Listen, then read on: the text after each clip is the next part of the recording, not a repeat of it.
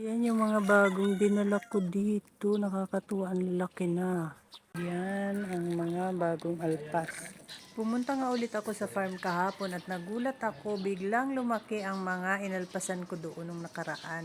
Ang tatangkad na nila. Iba talaga pag alpas ang manok. Ito yung kauna-unahang right nose na babae. Ayan. May babae na agad kaming right nose na ARL.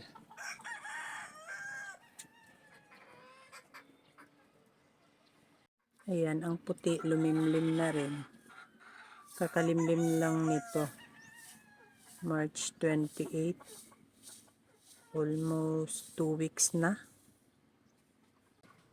Ito, malapit na itong mapisa. Tsaka ito, malapit nang mapisa yan.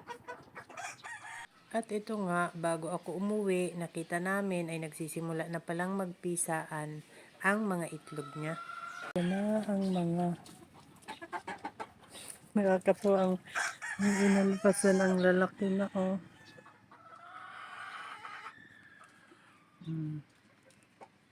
Tsaka yung hinay. Yan, malalaki na, pati mga pullets. Ayan, malalaki na ang pullets. Ito yung right nose. May right nose na kaming pullet. Ito yung Pecom. Nag-iisang Pecom na anak ng 5K sweater. Ito naman yung nag-iisang puti. Ayan. Ayan ang mga alpas.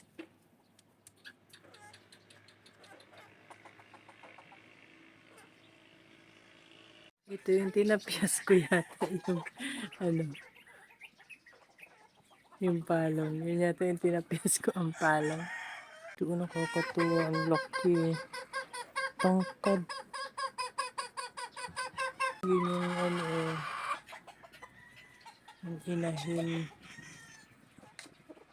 na anak ng 5K, yung kapatid na may straight comb.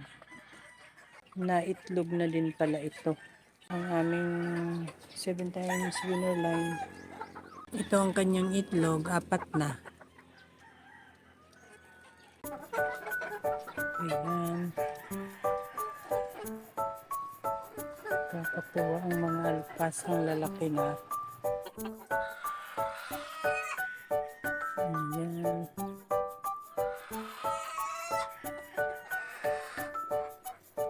Nakakatuwa, ang tatangkad. Ayun yung puti, nag-iisa-isang natuka doon. Ang laki na agad yun.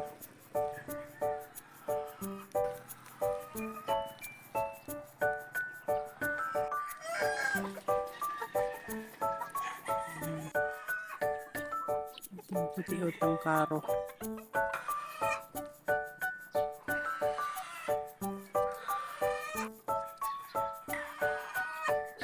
Ito naman yung mga stag na bagong tali sa cording area.